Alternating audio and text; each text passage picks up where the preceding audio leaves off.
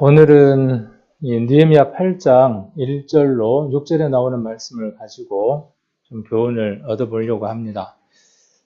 명절날 맛있는 거 많이 잡수셨죠?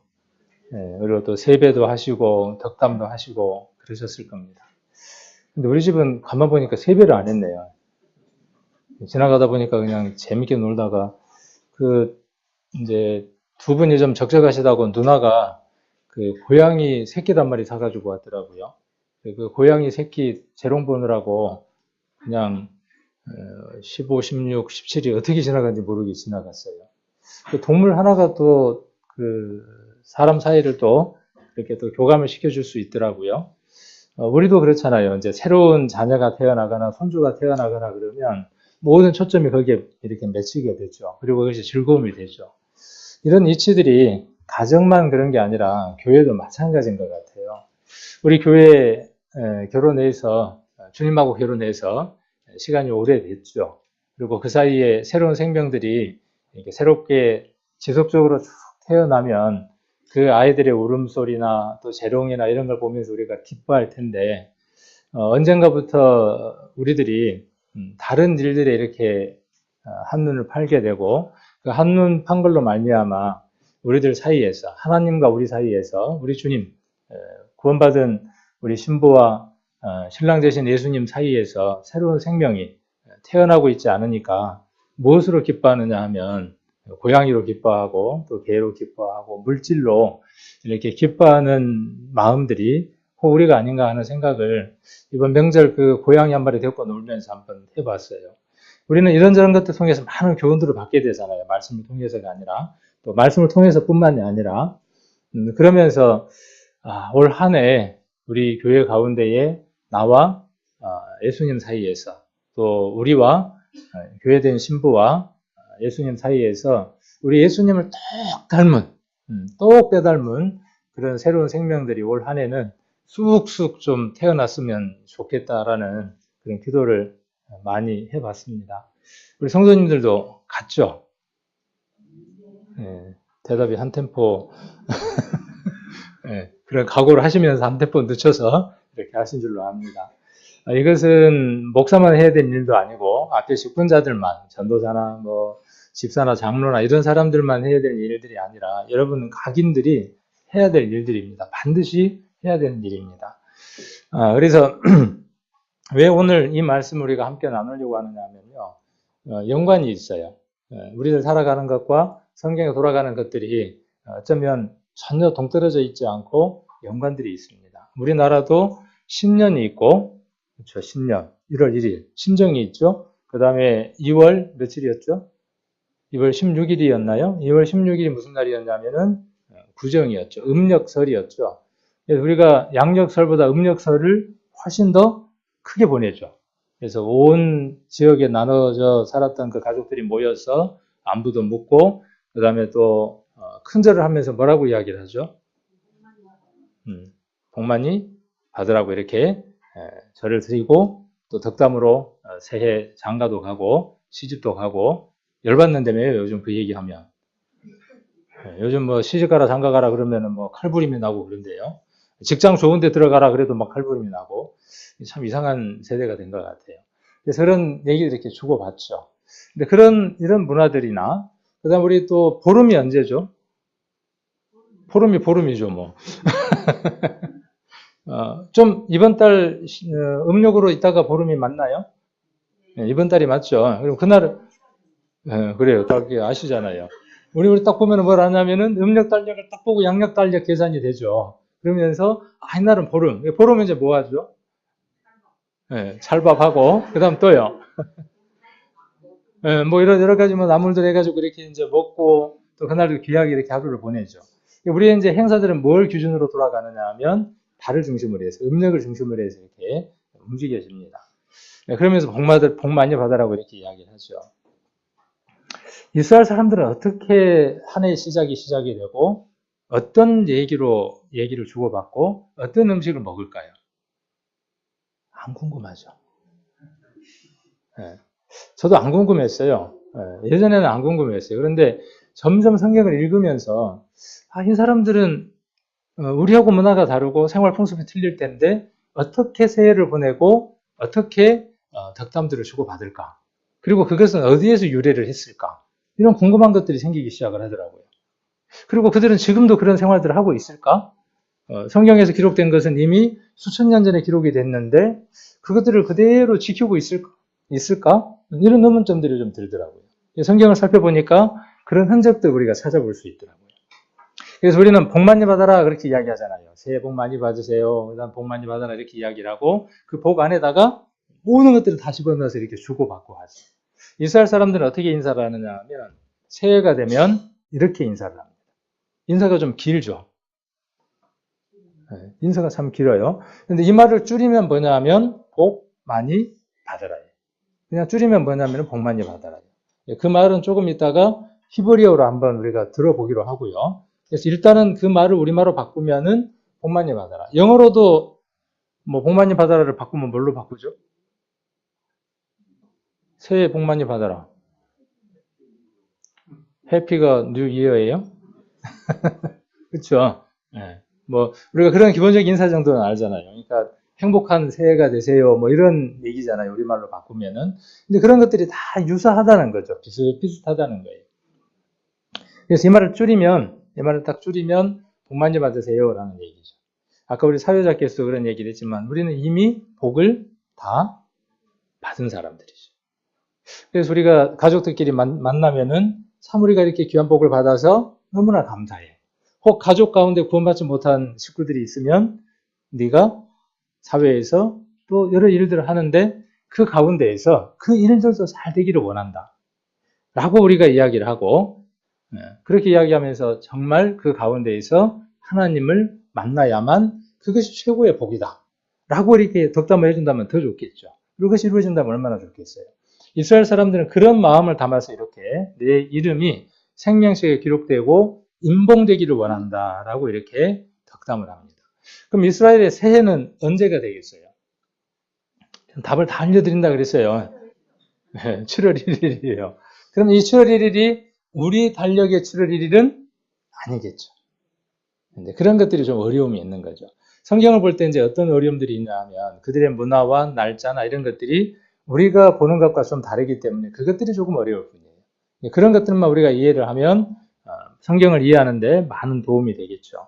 그래서 아까 우리가 6장, 8장을 이렇게 쭉 읽었는데 성벽을 중간하는 일이 느헤미야에 의해서 끝났죠. 52일 만에 완료가 됐습니다. 실은 이 에스라 성경과 느헤미야 성경은 한 권의 성경으로 묶여 있었다는 얘기도 있습니다. 그러니까 이 성경은 둘은 뗄래야 뗄 수 없는 관계 속에 있는 거죠. 묶여 있는 거예요. 같이 톱니바퀴처럼 돌아가는 겁니다. 그래서 느헤미야가 성벽 재건을 다 끝내고 그 다음에 10개 문이 있었죠. 기억나시나요? 네. 기억은 다 안 나더라도 어렴풋이 양문이 있었고 이렇게 한번 해보는 거예요. 그리고 같이 따라 한번 해보는 겁니다. 그러면 그 문 중에 몇 개라도 다음에 기억이 나니까. 그리고 또 성경을 보게 되면 이렇구나 하고 이제 그려지니까. 양문이 있었고 어문이 있었고 저도 기억이 잘 안 나요. 옛문이 있었죠. 그 다음에 골짜기 문이 있었고 분문, 샘문, 그 다음에 수문, 마문, 그 다음에 동문, 한미간문, 그래서 양문으로 이렇게 돌아가죠. 근데 그 장소 가운데에서 이스라엘 사람들에게 가장 성경의 중심 내용을 떠올릴 수 있는 장소, 이 장소를 느헤미야와 에스라는 찾게 되겠죠. 그래서 그 장소가 가장 합당한 장소가 어디라고 판단하느냐 하면 수문이라고 판단을 합니다. 그래서 수문에서 나무로 만든 이런 강대상이었는지 어떤 강대상이었는지 모르지만은 누가 만들어줬을까요? 아마 느헤미야가 멋있게 만들어줬을 겁니다. 거기에 누가 섰느냐 하면 에스라가 섰어요. 우리가 이런 부분들은 성경을 통해서 참 배울 만한 것 같아요. 우리가 요한이 있고 예수님이 있었죠. 침례 요한이 있고 예수님이 있는데 요한의 그 유명한 말이 하나가 있죠. 어떤 말이 있습니까? 그는 흥해야 하고 나는 우리가 이 마음들이 참 필요할 것 같아요. 어떤 일들을 다 준비해 주고 우리 다윗이 솔로몬 성전을 짓기 위해서 모든 것들을 다 준비되어졌지만 솔로몬이 그 일들을 했던 것처럼 우리도 우리들 가운데에서 정말 모든 것들을 다 준비해주고 내가 그 자리에 서서 내가 이 일을 했다라고 이야기하는 것이 아니라 정말 그 다음 대들에게 또 그것을 맡기에 적합한 사람에게 나보다 더 그 일을 하기에 적합한 사람이 있다는 것이죠.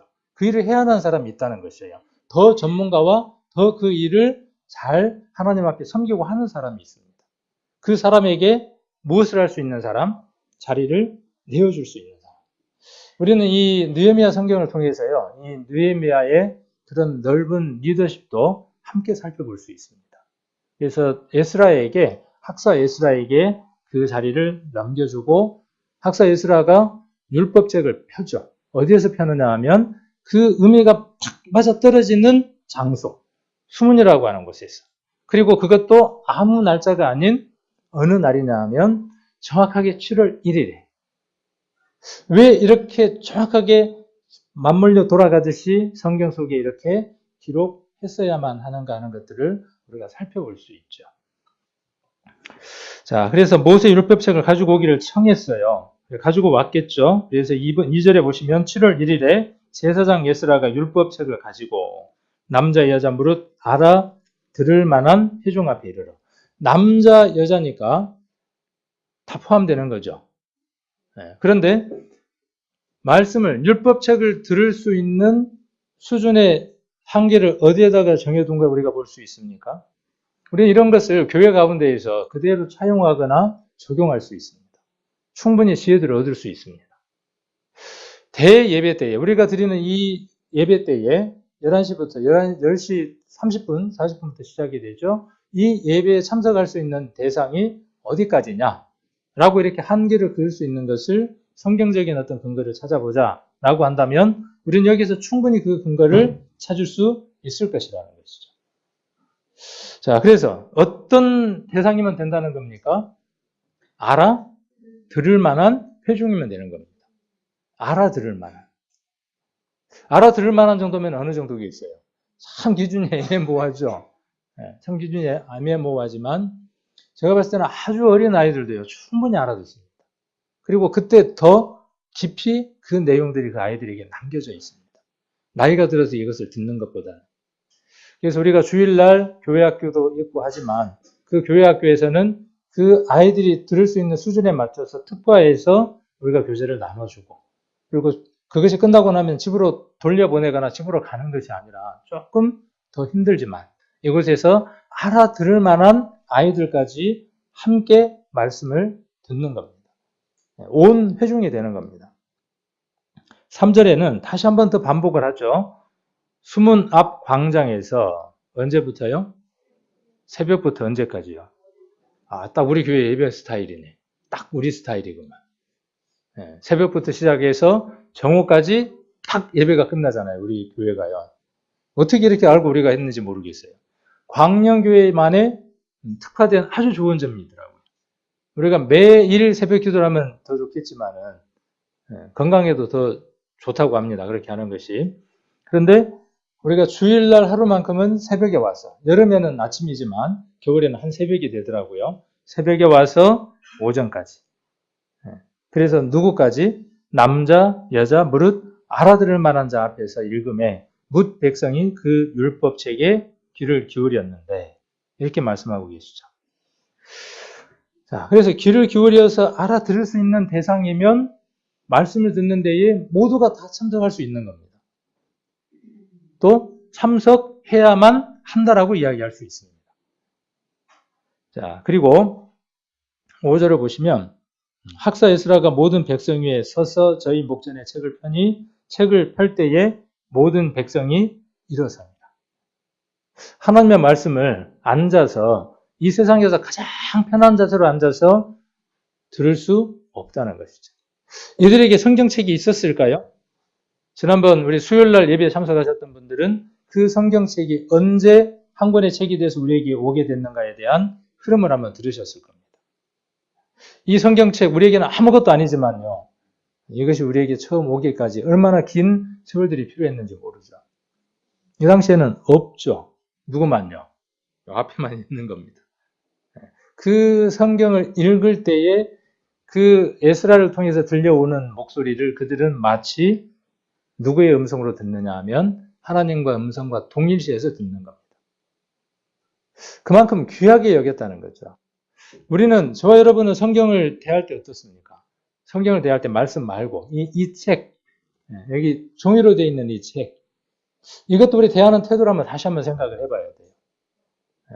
우리들 마음 가운데에 하나님을 향한 마음과 하나님을 향한 두려움이 있고 경건함이 있다 그러면 그 내용이 기록되어져 있는 이 책도 우리가 함부로 대하는 것이 합당치 않다는 생각이 들어요. 귀하게 여길 수 있어야 한다는 것이죠. 자, 그래서 폈을 때 일어섭니다.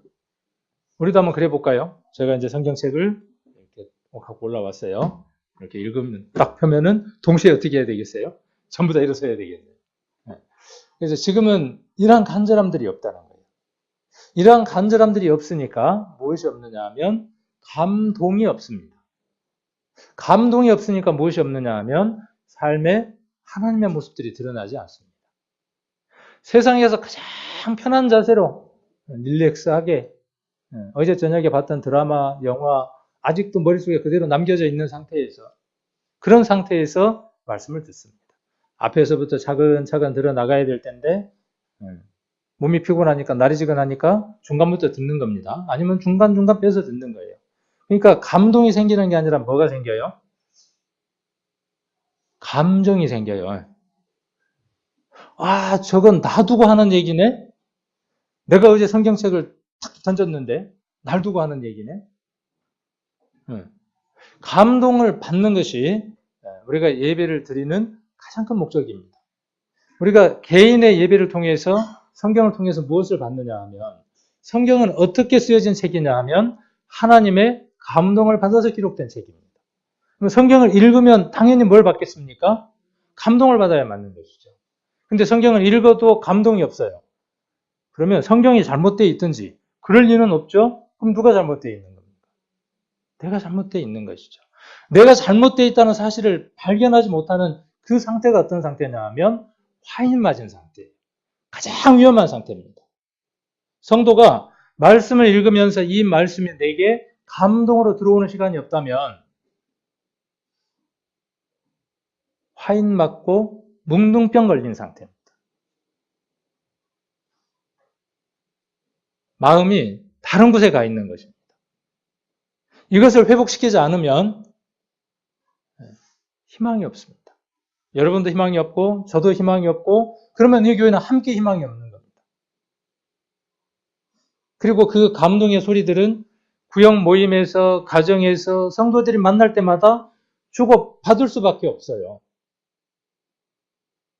그러면 왜 간증이 언제부터 멈춰졌냐는 거죠. 원인을 들어가 보면 감동이 없는 것이에요. 오늘 이 성경을 통해서요, 이 시대에 그들에게 어떤 감동이 있었던가 하는 것들을 8장을 통해서 잘 살펴볼 수 있습니다. 그리고 감동을 받으면 자연스럽게 생기는 일이 있어요. 그것이 무엇이냐 하면 하나님이 정해 주신 일들을 챙겨서 하게 됩니다. 절기를 챙겨서 지키게 됩니다. 그래서 조금 이따가 이제 그 자료를 한번 보시겠지만 7월 1일이 이스라엘의 새해입니다. 그리고 10일까지가 중요하게 보내겠죠. 그리고 10일이 되는 날이 대속죄일입니다. 그리고 15일은 어떤 날이냐 하면 초막절입니다. 재밌죠? 15일이 무슨 날이라고요? 초막절. 보름이네요. 우리 10년이 있었고 보름이 있었죠. 조금 어디서 따온 것 같기도 해요. 보름 되면 중요하게 보내죠. 자, 그래서 여기 보면 이제 13절부터는 뭔 일을 하게 되느냐 하면 보름이 지난 이후에 그들이 말씀에 있는 초막절을 찾아서 지키게 됩니다. 이게 아무 일도 아닌 것 같잖아요. 여러분들이 성경을 제대로 읽지 않고 자세하게 여기에 치중하지 않으니까 이게 얼마나 기적적인 일인지를 잘 모르는 겁니다. 자, 이 성경이 기록된 당시는 BC 한 445년, 4년 이 정도 됩니다. 458년에 BC 458년에 에스라가 교환을 하게 되고 그런 일들이 있으면서 이 성경들이 기록되기 시작을 하죠. 그러면 여기에 나와 있는 7월 1일에 있었던 이 일, 7월 10일에 있었던 일, 7월 15일에 있었던 일은 어디에 기록되어 있을까요? 성경에 어딘가 기록되어 있을 거 아닙니까? 한번 여기를 잡으시고 민수기를 한번 찾아보겠습니다. 민수기 29장입니다.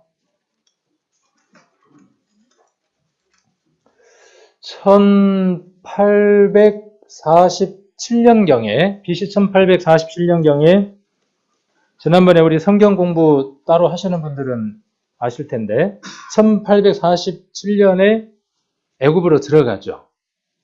기억하시나요? 네, 기억하십니까? 그리고 400년이 지난 이후에 1447년에 출애굽을 하죠. 연도는 약간씩 틀릴 수 있습니다. 이것은요. 책에 따라서. 그 다음에 40년 동안 뭔 생활을 하느냐 하면 광야 생활을 하죠. 그렇죠? 그런 다음에 뭘 하게 됩니까? 이스라엘 정복을 7년 동안 하게 되죠. 6년, 7년 동안 이렇게 하게 됩니다. 가나안에 들어가기 약 1년 정도 전에. 그러면 연도로 몇 년 정도가 되겠습니까? 1407년. 대략 이 정도에 쓰여진 내용이에요. 그래서 29장을 한번 보시면 7월에 이르러는 그달 초 1일에 성회로 모이고 아무 노동도 하지 말라. 그러니까 아까 그 성경은 아까 BC 444년, 445년 그 정도에 기록된 성경이죠. 지금 이 성경은 언제 기록된 것이죠? BC 1400년경의 일이에요.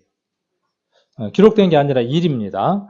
자, 그래서 7월 1일 날 모였고 그냥 7절 한번 보겠습니다. 7월 10일에는 너희가 성회로 모일 것이요 마음을 괴롭게 하고 아무 노동도 하지 말 것이며 7월 10일이 나오죠. 그 다음에 12절 한번 봅니다. 7월 15일에는 너희가 성회로 모일 것이요. 성회로 모이는 것이 7월 1일 날 한번 모이고 7월 10일 날 모이고 7월 15일 날 모였죠. 이것을 지금 어디에 들어가기 전에 가나안에 들어가기 전에 너희가 섬겨야 될 하나님 앞에 지켜야 할 절기들로 다시 한 번 더 설명을 해주고 있는 것이죠. 자, 이것들이 그들이 우상을 숭배하고 하나님 말씀을 거역함으로 말미암아 지킬 수 없는 상황이 되어졌죠. 포로로 잡혀가게 됩니다. 자, 그런 상황이 되어졌던 그들이 다시 귀환해서 가장 먼저 한 일, 성벽을 재건하고 성전을 재건하고 난 이후에 그들이 가장 먼저 한 일이 뭐냐 하면 말씀을 선포하고, 말씀이 선포되어지니까 자연스럽게 뭐가 회복이 되죠? 자연스럽게 아까 약 1000년 전이죠. 약 1000년 전에 기록된 그 율법책에 기록되어 있는 절기를 그들이 찾아서 하나님 앞에 지키게 되더라는 거죠. 그럼 1000년이라는 그 세월을 챙겨서 그들의 삶 가운데에 지키게 되는 가장 큰 중심이 어디에 있는 겁니까? 바로 말씀에 있는 것이죠. 기록된 그 말씀에 있고, 그 다음에 또 그 말씀을 챙겨서 읽어주고 그것이 회중들 가운데 전달될 수 있도록 에스라와 느헤미야와 그 주변에 서 있었던 모든 사람들의 협력에 의해서 이루어지는 것이죠. 교회는 이렇게 이루어져 가는 겁니다. 우리 교회 안에 하나님 앞에 지켜야 하고 정리되어져야 될 부분들이 굉장히 많습니다. 그들은 1000년 동안이었지만 구원받지 못한 우리들은 몇 년간입니까? 아담 안에서 수천 년간 절기가 끊어져 있었습니다. 제가 절기 자꾸 그러니까 신천지인 줄 오해하지 마시고, 신천지가 절기 유월절 지키라고 이야기를 하는데 그것도 다 속이는 속임수들이에요. 진정한 절기, 참 절기는 어디 안에서 이루어지느냐 하면 그리스도 안에서 이루어집니다. 그리스도는 모든 절기가 그 그리스도 안에 다 들어있습니다. 유월절부터 시작해서 모든 절기들이 누구 안에 들어있느냐 하면 그리스도 안에 있습니다. 그래서 그리스도를 만날 때 유월절이 이루어지고 그리스도를 만났을 때 그 모든 일들이 다 이루어져 가는 겁니다. 그리고 우리는 누구를 소망하느냐 하면 나팔절이라고 하는 그 절기 가운데에 오실 그리스도를 소망하고 기다리는 겁니다. 이것이 어디 안에 있느냐 하면 그리스도 안에 있는 거예요. 어떤 날짜를 정해서 그 날짜를 지키는 것이 아니라 그분이 언제 어떻게 오실는지는 모르지만 우리는 늘 준비된 마음으로 그 절기를 우리들 삶들 가운데에서 지키며 살아가는 거죠. 자, 그래서 그렇게 했을 때 이들이 어떻게 되는가 한번 보십시오. 일어섰어요. 첫 번째 반응이에요. 말씀을 대한 첫 번째 반응이에요. 저와 여러분 안에 이 반응이 있어야 한다는 거예요. 없으면 체크하고 회복돼야죠. 그 다음에 6절에 에스라가 광대하신 하나님 여호와를 송축하며 모든 백성이 손을 들고 아멘, 아멘 응답하고 몸을 굽혀 땅에 대고 여호와께 경배하였느니라. 그래서 오늘부터 우리 예배당에는 의자를 싹 치워야 돼요. 싹 치워야 돼요. 그죠? 이렇게 예배를 드리려면 뭘 다 치워야 돼요? 싹 치워야 돼요. 다. 뭘로 만들어야 돼요? 방석 갖다 놔야 돼요. 그래서 어쩌면 그쪽에는 이런 것들이 없는지도 모르죠. 이것들을 그대로 문자 그대로 그들 삶 가운데 이루려고 하니까. 우리들 마음이, 우리들 생각이, 우리들의 모든 것들이 말씀 앞에 이렇게 아멘으로 무릎 꿇고 엎드려지지 않으면요. 형식으로 손을 들고 아멘하고 무릎을 꿇고 절한다고 할지라도 하나님과 관계가 없습니다. 그러니까 뭐는 필요 없다? 손을 들고 아멘하는 것도 필요 없고 무릎 꿇고 엎드리는 것도 필요 없다? 극단주의예요. 이렇게 이야기하는 거예요. 내 마음 가운데 정말 손을 들고 싶으면 들 수 있어요. 무릎을 꿇을 수 있으면 어떻게 할 수 있어요? 꿇을 수 있어요. 그래야 맞는 것이에요. 그것을 제한하거나 그것을 흉보거나 그것을 모방하거나 그래서는 안 되겠죠. 또 어느 경우는 그것이 또 문제가 되어질 수도 있겠죠. 나는 되는데 누구는 안 되고. 그래서 우리는 그냥 획일적으로 아멘도 없죠. 우리 교회 특징이 뭐냐 하면 아멘으로 화답을 안 해. 성경적으로 맞아요? 자, 성경적으로 맞는가 안 맞는가 한번 우리가 살펴봅시다. 예배 때에 아멘으로 화답하는 것이 성경적으로 그르다. 그렇게 말할 수 있는 성경은 어디에도 없습니다. 그럼 우리가 왜 그런 생각을 우리가 갖고 있을까요? 전도 집회 때에 기성교회나 아직 믿음이 형성되지 않는 그들이 앵무새처럼 그것이 옳다라고 목사 얘기에 아멘 아멘 하니까 그렇게 아멘하는 것이 틀렸다라고 이야기하는 것인데 그것이 틀어지고 왜곡되어져서 어떻게 전달되는 것이죠? 예배 시간에 아멘 하면 안 된다. 이렇게 왜곡되어 있죠. 틀린 건 틀린 것대로 바로 잡고 옳은 건 옳은 것대로 바로 잡아야 하죠. 그리고 우리 예배가요. 아멘 화답하기 정말 어려워요. 그렇죠? 네. 왜요? 막 계속 이어서 얘기가 나가는데 어느 대목에 아멘 해야 될지를 모르겠어요. 참 어려워요. 어렵기는. 그런데 큰 소리가 아니어도 되죠. 우리 주님 우리가 큰 소리를 들으시는 것도 아니고 우리들 마음 가운데 말씀이 들어오고 그 말씀이 내게 감동을 줄 때 크게는 아니더라도 저는 그렇게 합니다. 지금도. 옆에서 들을는지는 모르지만 아멘. 찬양이 아멘이 되면 아멘. 우리 찬양대가 찬양할 때 아멘 합니다. 그리고 기도하거나 그럴 때 함께 우리가 모여서 기도하고 구역 예배로 여러 모임들로 우리가 예배를 드릴 때 그 기도가 내 마음 가운데 정말 동감이 되고 내 마음과 같은 마음일 때 정말 그 기도에 제가 작은 다짐막한 목소리로 아멘 합니다. 네. 크게 하면 좋겠지만 그 큰 얘기가 다른 사람의 기도에 방해가 될 수 있으니까 읊조리듯이 그렇게 또 배려할 수도 있고 아니면 또 큰 소리를 할 수도 있고 그래서 우리가 극단이나 흑백 논리로 어떤 것은 되고 어떤 것은 안 되고 이렇게 말하는 것보다는 자유로울 수 있도록 내 마음 가운데 있는 것들을 그렇게 표현할 수 있도록 그래서 아멘 아멘 응답하고 몸을 굽혀 얼굴을 땅에 대고 여호와께 경배하였느니라. 기도할 때 손을 모으고 다리를 쭉 뻗고 기도하는 게 보기가 좋던가요? 손을 모으고 무릎을 꿇고 기도하는 게 보기가 좋던가요? 기도를 많이 해서 무릎이 막 까져갖고 너덜너덜한 사람 있나요? 그런데 그런 동물이 하나 있죠. 모르시나요? 그런 동물? 기도를 많이 하는 사람을 여기에다가 빗대서 이야기를 한답니다. 혹시 낙타 무릎. 낙타는 무릎을 꿇죠. 짐을 싣거나 사람을 실으려면 수도 없이 무릎을 꿇습니다. 그래서 그 낙타 무릎을 보면 굳은 살이 배어 있대요. 저와 여러분에게 말씀을 깊이 보는 것만큼이나 또 하나 필요한 게 뭐냐면요. 골방에 들어가서 무릎을 꿇고 간절히 기도하는 겁니다. 여러분과 여러분 가정과 교회와 이곳에 하나님의 말씀이 살아서 운동력 있게 움직이게 하기 위해서 간절한 기도를 하는 겁니다. 우리 새벽 기도 때에도 그런 기도들을 합니다. 하나님 앞에. 그리고 어디서든 할 수 있죠. 무릎 꿇지 않더라도. 어느 곳에든 할 수 있는 아주 자유로운 것이 우리가 기도이기도 하죠. 자, 그렇게 기도했습니다. 그리고 이제 7절부터 보면 그것에 대한 반응들이 나타나죠. 이건 뒤에 건 자동적으로 나오는 거예요. 그래서 사도행전처럼 어떤 일들이 이루어지느냐 하면 자기 음식을 나눠 먹고 가족들을 부르고 주변에 있는 사람들을 부르고 그래서 막 가지고 있는 걸 나눠서 먹고 말씀을 깨닫게 하는 그 일들이 이루어지죠. 회별교제를 제가 왜 하자고 제가 자꾸 이야기를 하느냐 하면요. 이것 때문에 하자고 이야기를 하는 겁니다. 이게 원래는 자연스럽게 되어져야 되는 일인데 이게 안 되니까 우리가 함께 모여서 짧은 시간, 긴 시간 안 해도 되니까 30분 정도 우리가 뭐 하자는 거냐 하면 다른 초점을 맞춰서가 아니라 그날 들은 말씀 가운데에 설교가 어땠나라고 하는 그 평을 듣는 게 아니고 평을 하는 게 아니라 어떤 감동을 내가 받았나. 그래서 30분 우리가 해별교제할 때 초점은 어디에 있느냐 하면 모든 초점이 주어가 누가 돼야 되느냐 하면 내가 돼요. 내가 오늘 말씀을 들을 때 이 말씀이 이랬습니다.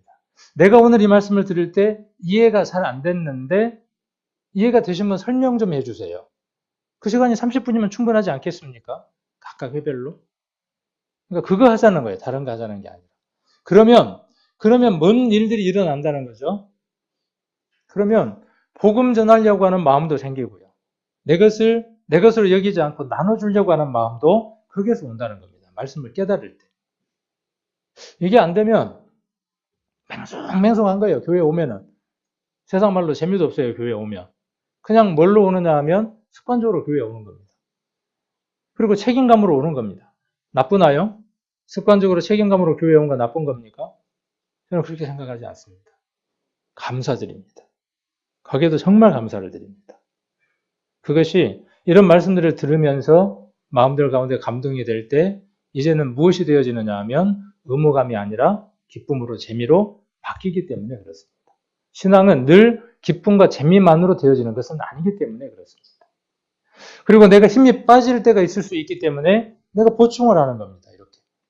이 말씀들을 통해서 보충이 되어질 때 그렇게 내가 힘이 없을 때 살아가게 되는 원동력들이 되는 겁니다. 그래서 예배가 회복이 되지 못하면요. 주일날 예배에 참석하지 못하면 한 주간은 실패한 겁니다. 여러분 몇 번이나 성경책 맨 앞에다 그렇게 적어 놓으십시오. 주일날 예배에 빠지면 한 주는 실패한 것이라고 적어 놓으십시오. 여러분들이 주일날 그런 마음으로 예배에 참석하시면요. 한 주간이 승리할 수 있는 시간이 될 겁니다. 그리고 그 힘은 수요일날 발걸음을 이곳으로 옮기게 할 겁니다. 부영 모임에도 가게 할 겁니다. 지난번 수요일날 놀랐어요. 깜짝 놀랐어요. 설교를 하다가요. 이거 오늘이 수요일이 아니고 주일인가 싶었어요. 얼마나 기뻤는지 모릅니다. 그 작은 건 하나들이 얼마나 우리에게 큰 기쁨을 주는지 모릅니다. 부영 모임 밴드에 올라와 있는 그 사진들 한 컷들을 볼 때마다 우리는 그 기쁨들을 누리게 되죠. 그동안에 안 보였던 성도가 보이거나 또 수가 많거나 교제 내용들을 보면서 한 줄만 읽어봐도 어떤 교제가 이루어졌는지를 우리는 금방 느낄 수 있잖아요. 구역 모임이 회복이 될 때 우리가 얼마나 좋습니까? 그건 누구의 책임이냐면요. 여러분들의 책임들입니다. 그 구역의 구성원으로 있는 이 교회 구성으로 있는 여러분들의 몫이에요. 거리가 뭡니까? 다른 곳에서의 신앙생활들 한번 생각해 보십시오. 서울이라든지 대도시에서의 신앙생활을 보면요. 불가능합니다. 근데 여기는 조금만 마음 먹으면 8시에 끝났을지라도요. 구역 모임 참석 가능합니다. 옷 입은 채로. 그렇죠? 3교대 하는 분인데 만일에 그 시간에 끝나. 그럼 어떻게 하면 돼요? 밥 먹고 그냥 작업복 그대로 와도 돼요. 그러면 반가워요, 안 반가워요? 왜 옷을 그렇게 입고 왔어? 그런 분이 있어요?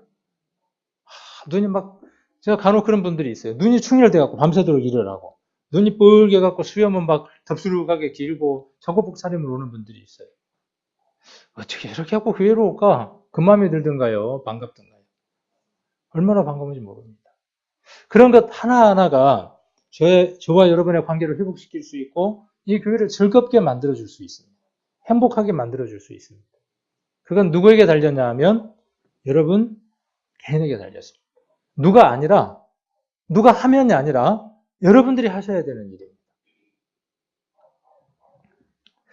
자, 그래서 쭉 보면 이런 일들을 했다는 걸 지난번에 한번 말씀을 드렸죠. 이 8장 뒷부분은요. 그래서 11절에 보면 레위 사람들도 모든 백성을 정숙케 하여 이르기를 오늘은 성일이니 마땅히 종용하고 근심하지 말라. 모든 백성이 곧 가서 먹고 마시며 나누어주고 크게 즐거워하니 이는 그 읽어드린 말씀을 밝히 알면이라 그랬죠.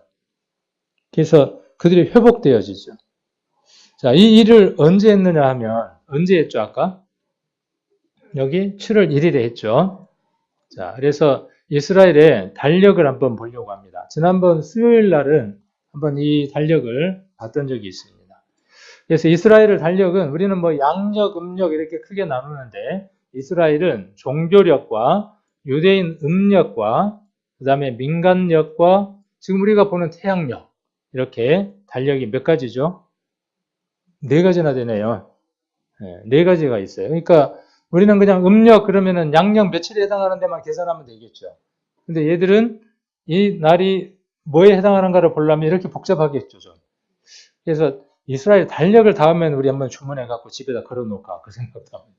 우리하고 상관은 없지만은 성경을 볼 때 좀 도움이 되지 않을까 싶어서.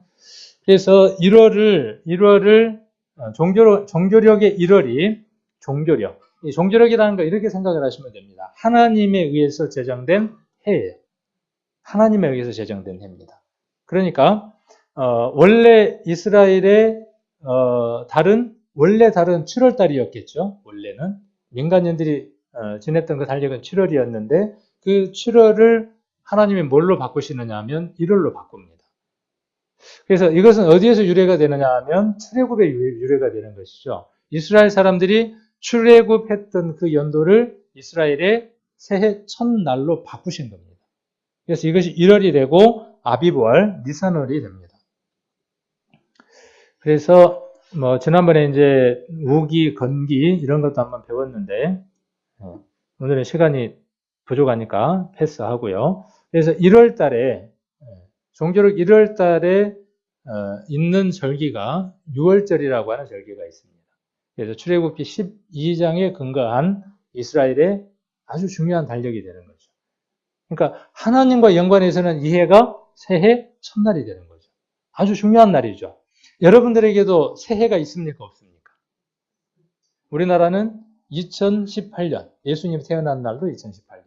뭐 이렇게 우리가 연도가 정해지는데 나는 지금 예수님 만난 날로부터 몇 년 지났다. 그리고 내가 구원받은 그날이 내게는 뭐죠? 신년이죠. 저는 84년 4월 20일 날 구원받았으니까 그날이 내게 있어서 새해가 되는 겁니다. 이런 것처럼 이렇게 그들은 이 날을 중요하게 생각을 했다는 거죠. 제 육신이 태어난 날은 6월 25일이에요. 6월 25일이지만 그날을 저는 리셋하고 뭘로? 4월 20일을 중요한 날로. 그러나 6월 25일 날도 중요한 날이에요? 중요한 날이 아니에요. 6월 20일도 아주 중요한 날이죠. 왜요? 이 날이 없으면 이거 구원받을 수 없으니까. 그래서 7월도 그들에게는 아주 중요한 날이에요. 이스라엘 사람들에게 있어서는. 왜요? 그것이 문제겠죠.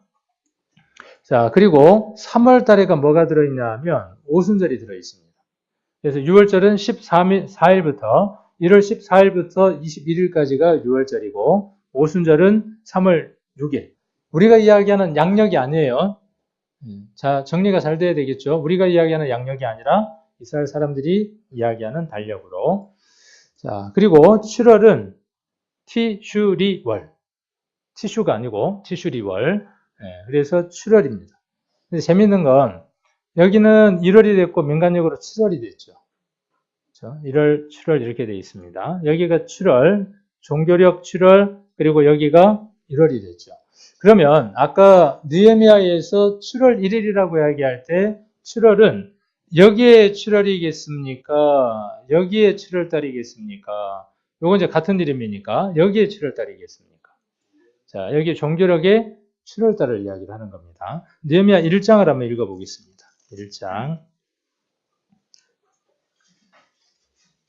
자, 1장을 보시면 어떤 월하고 나오죠? 무슨 월이죠? 자, 여기 있나요? 여기 있죠? 그러면 9월이라고 생각을 하면 되겠죠. 우리가 생각하는 9월달이 아닌 거예요. 그러니까 거기에다 동그라미 해가지고 9월 이렇게 해놓으면 조금 이해가 되겠죠. 그 나라 말로 이야기한 거니까. 만일에 우리가 3월 그러면 영어로 뭐라 그래요? 뭐 그렇게 이야기하죠. 영어로. 그런 것처럼 이 사람들은 9월 그러면 이렇게 이야기를 하는 겁니다. 자, 그 다음 2장을 한번 보세요. 2장 1절. 자, 무슨 월? 그러면 여기 뭐가 있죠? 1월.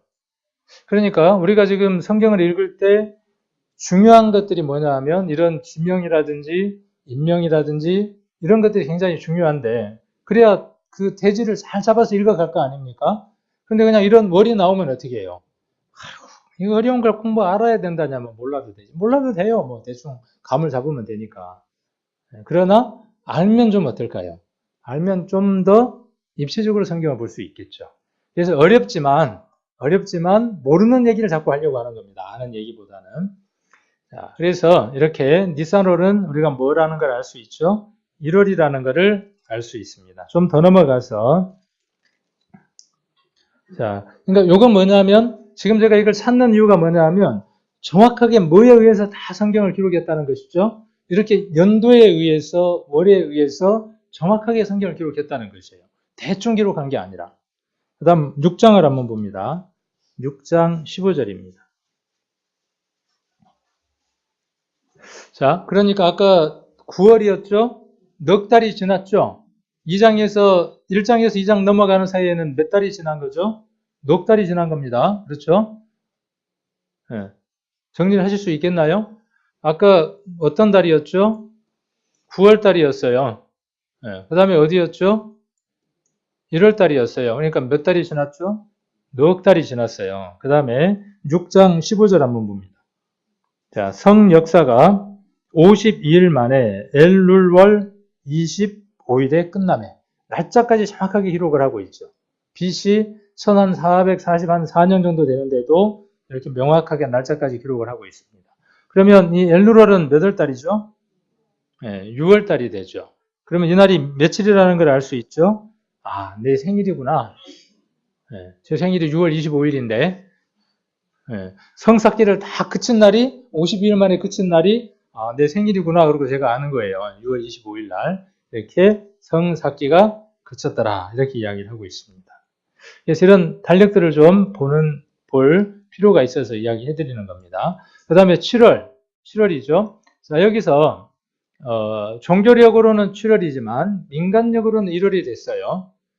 그러니까 달력을 동그랗게 1부터 시작해서 10일까지를 쭉 칸을 나눠서 12칸을 나눠서 적게 되면 1월과 7월은 어떻게 되냐 하면 마주대하게 되어 있습니다. 참 재밌어요. 이런 것들 하나하나 우리가 살펴봐도요. 1월과 7월은 마주대하도록 되어 있죠. 한 해의 첫 출발, 한 해의 절반의 출발점이 7월달이 되죠. 재미없어요? 재밌는데. 네.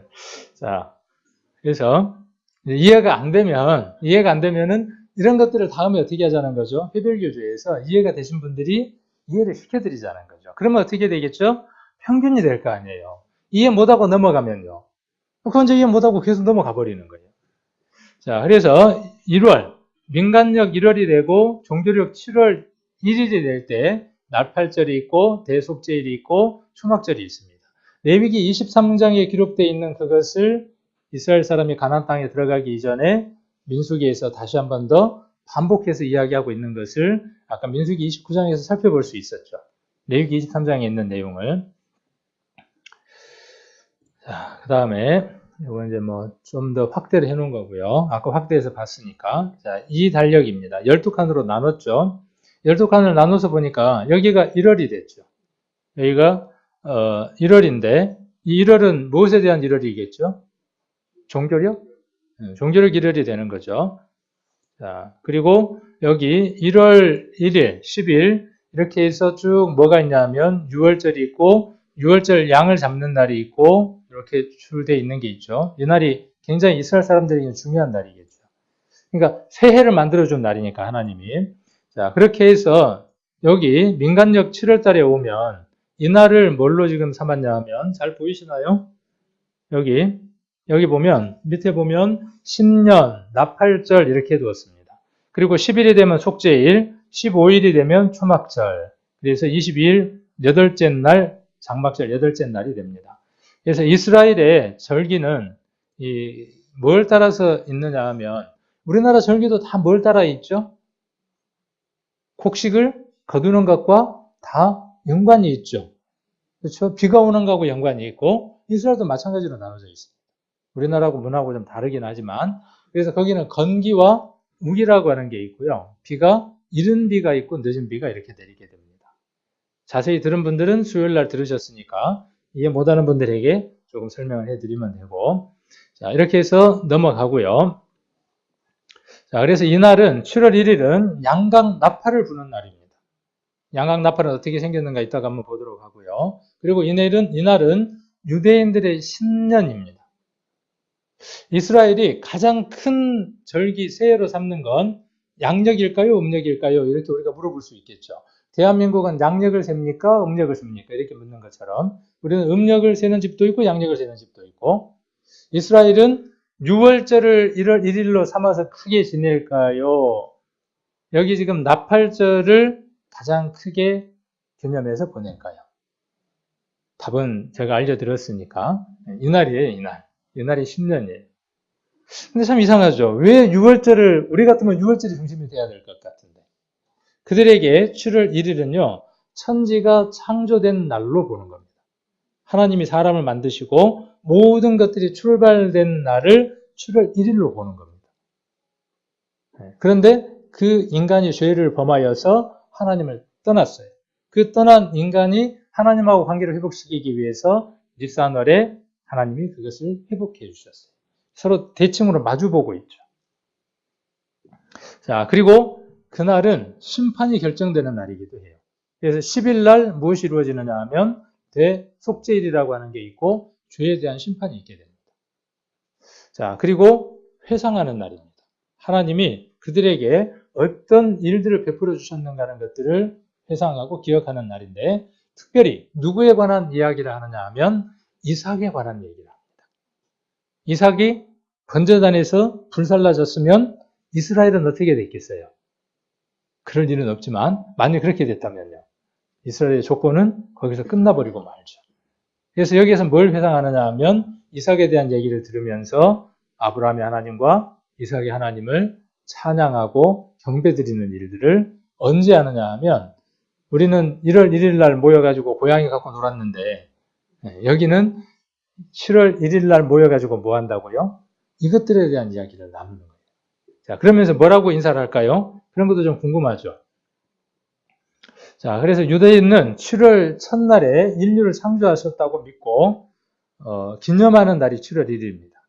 자, 그리고 정결과 새로워지기 위한 시간이고, 용서를 받고 오점을 씻고 새롭게 출발하는 날이고, 신년에는 내게 옛 습관이나 옛 것들이 계속해서 반복되지 않도록 하나님의 능력을 갈구하는 날이 7월 1일입니다. 자, 그래서 자신의 내면과 삶을 돌아보며 행실을 고치겠다는 의식적인 결심을 합니다. 그래서 뭐 자세히 인터넷에 한번 찾아보세요. 닭을 잡아가지고 그 닭을 가지고 뭘 하느냐 하면 이 닭에게 죄를 전가시키고 그 죄가 다 용서됐다고 하는 것들을 절차를 하는 것들을 이스라엘 사람들이 합니다.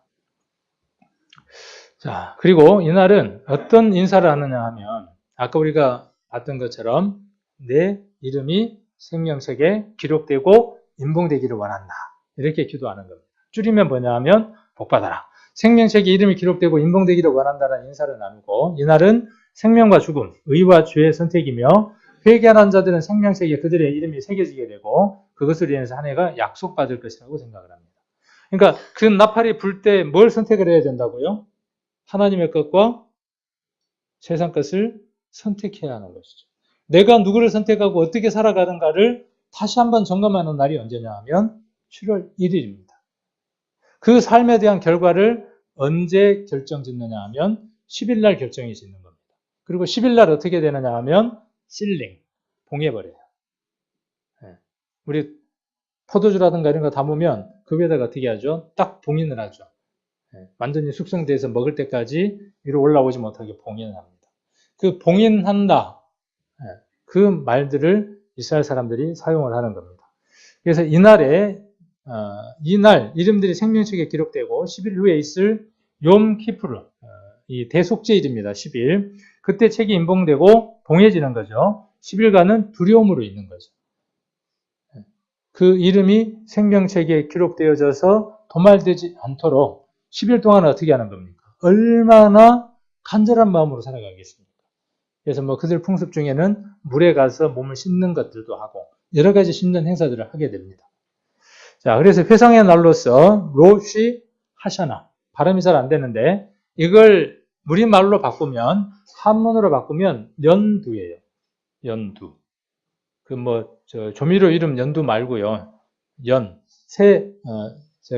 할 때 머리두자를 써서 연두라고 이야기를 합니다. 그래서 새해, 그 말을, 히브리 말로 로시 하샤나. 발음이 잘 안 되는데, 이렇게 이야기를 합니다. 그날 그들은 뭘 하는 거죠? 신년이 되면? 이런 이야기들을 주고받는 겁니다. 그래서 뭘 부느냐 하면, 이렇게 양강 나팔을 불어요. 이들 날도 불고, 10일 날도 불고, 그 행사 내내 이 나팔들을 붑니다. 나팔 그러면 생각나는 거 있습니까? 나팔 그러면. 오늘 시간이 없어서 다 찾지 못하지만, 데살로니가에 나와 있는 그 나팔에 대한 얘기들이 생각이 날 겁니다. 똑같습니다. 이스라엘 사람들도. 우리가 생각하는 이 개념처럼 이스라엘 사람들도 나팔이 불면 무덤을 열고 다시 부활할 것을 믿습니다. 물론 유대인들 종파 가운데는 부활을 믿지 않았던 사람들도 있지만, 그래서 예루살렘에 가면 예루살렘 성전이 있죠. 그리고 그 주변에 뭐가 있냐면 많은 무덤들이 있어요. 혹시 가보셨나요? 가보신 분들은 보게 되죠. 무덤이. 그리고 무덤에 뭐가 있던가요? 입구가 요만하게 뚫려 있어요. 입구가. 왜 뚫어놨을까요? 나올 때 구멍이 없으면 못 나오니까. 상징적인 어떤 의미들이겠죠. 그들은 부활을 소망했기 때문에 그 부활에 대한 표들로 그렇게 만들어둔 것들을 봅니다. 우리도 마찬가지예요. 언제 부활이 되어지느냐 하면 이날 부활되어지는 겁니다. 우리는 그 소망을 가졌어요. 그래서 신년이 될 때마다 여러분 삶에 구원받은 그 날이 될 때마다 여러분들은 이것을 한번 기억해 보시고 이런 행사들을 성도들을 불러서 한번 해보면 좋을 것 같아요. 아니면 우리 교회도 신년이 되거나 새해가 될 때마다 이런 것들을 준비를 해서 성경에 나와 있는 것들도 한번 읽고 이런 행사를 한번 해보고 또 체험해봐도 좋을 것 같아요. 수원의 어느 교회는 사과 재배를 많이 하는 곳이 있는데 그 사과 이름을 뭘로 지었냐 하면 사바나 토마라고 붙였어요. 이렇게. 그게 뭐냐면 이 성경에 나와 있는 이름을 붙여가지고 그 사과 이름을 붙였어요. 교회에서. 그렇게 해서 사과를 파는데 잘 팔린다네요. 근데 왜 그 사과 이름을 이야기를 하느냐 하면 이스라엘 사람들은 새해가 되면요. 사과를 꿀에다가 찍어 먹는답니다. 신맛도 나고 단맛도 나는 그 사과를 꿀에다 찍어 먹으면 어떻게 되겠어요? 더 달콤하겠죠. 한 해가 어떻게 되기를 원하는 거죠? 이 꿀이나 사과처럼 단맛이 되어져서 새해를 보내라는 의미로, 한 해를 보내라는 의미로. 여러분들은 꿀보다도 더한 말씀을 만났고, 꿀보다도 더한 귀한 하나님을 만났죠. 그래서 우리는 우리들끼리 이야기할 때 이 복에 대한 얘기를 충분히 이야기를 할 수 있겠죠. 자, 그래서 아까 여기서 이야기를 했어야 되는데, 그래서 그 히브리 말로는 샤나토바, 그 다음에 하티마토마 이렇게 이야기한답니다. 그래서 그 긴 말로는 네샤나토바 티카테부 발음도 잘 안 되네요. 네샤나토바 티카테부 이렇게 히브리 말로 이야기를 한대요. 이 말은 뭐냐 하면 1일부터 이렇게 인사를 하는 거예요. 새해 첫 해가 되면 우리도 복 받으세요 이렇게 이야기를 하고 그걸 계속 하는 게 아니잖아요. 7월 1일이 되면 뭐라고 서로들 이야기하고 가느냐 하면 이렇게 이야기를 한대요. 당신의 이름이 생명책에 영원히 기록되기를. 이렇게 인사를 하는 거예요. 그 말이 뭐냐 하면 그냥 짧은 말로 샤나토바. 우리 참 좋죠. 우리 가족들 만날 때마다 우리가 뭐라고 이야기해야 되겠어요? 하나님 복 받으라고 이야기하면 좋겠죠. 우리가 이야기하는 복이 뭔 복이에요? 당신의 이름이 하나님 책에 기록되기를 원한다는 말이죠. 유대인들은 그렇게 인사를 한다는 거예요. 샤나토바라고. 그래서 길게는 네 샤나토바 티카테부 이렇게 이제 이야기를 하고 짧게는 샤나토바 이렇게 인사를 하고요. 그 다음에 이게 계속 인사를 그렇게 하는 게 아니라 10일이 되면 어떻게 됩니까? 그게 이제 인봉이 돼야 될 거 아니에요. 이름이 기록이 됐는데 그 이름이 지워지거나 날아가 버리면 안 될 거 아니에요. 그러니까 어떻게 돼야 되겠죠? 실링이 돼서 더 이상 뜯지 못하게 해야 되겠죠. 그래서 어떤 인사를 하느냐 하면 당신의 이름이 생명책에 기록돼서 봉인되기를 이렇게 인사를 하는 겁니다. 이래부터 인사가 점점 바뀌는 거죠. 이래부터 당신의 이름이 생명책에 영원히 기록되기를 하다가 쭉 종반부로 가면서 뭐라고 인사를 하는 거죠? 당신의 이름이 생명책에 인봉되기를 이렇게 인사를 하는 겁니다. 그르마 하티마 토바 이렇게 인사를 한답니다. 제가 기억이 잘 안 돼서 적어놨어요. 저도. 어차피 저도 뭐 히브리 말 잘 모르고 여러분들도 마찬가지고 그런 문화들이 이들에게 있다는 것이죠. 그럼 이런 것들이 어디에서 근거했다는 것입니까? 어디에서요? 말씀에서 근거해서 이들이 이렇게 인사를 하고 있다는 겁니다. 그래서 욥기로 느헤미야로 다시 한번 가보면 그래서 아까 우리가 8장에서 봤던 것처럼 느헤미야 8장입니다. 느헤미야 8장 느헤미야 8장 2절 여기만 같이 한번 더 읽겠습니다. 7월 1일에 제사장 에스라가 율법책을 가지고 남자 여자 무릇 알아들을 만한 회중 앞에 이르러 이것이 이스라엘 민족들에게 있어서는요. 그들이 돌아와서 그 어떤 일보다도 우선시 되어졌던 일이라는 것이죠. 우리도 수문 앞에 모여서 말씀을 펴고 그 말씀이 알아들을 만한 사람이면 다 불러다가 어떤 얘기를 해야 하느냐 하면 오늘 이 주제에 기록되어 있는 것처럼 당신의 이름이 생명책에 기록되기를 원합니다. 그리고 그것이 봉인되기를 원합니다. 우리 가족들이나 주변에 있는 사람들에게 어떻게 인사하는 것이 좋겠냐는 거죠. 아까 히브리어가 기억이 안 나네요. 샤나토바, 하티마, 토바 이렇게. 그래서 인터넷에서 한번 찾아보십시오. 오늘 우리가 배웠던 이 히브리어로 되어져 있는 몇 개의 말들이 있었어요. 아까 로시 뭐였죠? 로시, 하샤나 이것도 인터넷 검색 한번 해보시고요. 여러분들이 직접 한번 찾아보십시오. 로시, 하샤나 그 다음에 샤나토바, 하티마토바 이런 단어들을 한번 우리 찾아보시면서 그들이 한례를 어떻게 시작하는지 그리고 그것이 어떻게 성경과 연이어져 있는지 오로지 그들이 하나님 중심으로 해서 살아가는 그들의 삶들을 한번 보면서 우리가 어떤 삶들로 살아가야 되겠는가. 그들은 예수님이 없는 채 저는 상태로 그렇게 믿고 살아가지만 우리는 신약과 구약이라고 하는 예수님까지 함께 우리가 믿음으로 해서 온전한 것을 이룬 사람들인데 이렇게 넉놓고 이렇게 살아야 하는지 아니면 이 내 이름이 생명책에 영원히 기록되고 인봉되기를 원한다는 말로 한 해를 살아야 할지 이런 부분들을 우리가 말씀을 통해서 한번 더 점검해보고 또 그러한 삶들이 올 한 해 되기를 원합니다. 새해 맞죠?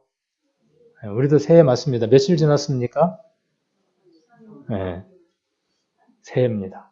새해에 우리 성도님들이 정말 새 출발하셔서 이러한 마음들로 온전하게 살아가시기를 원합니다.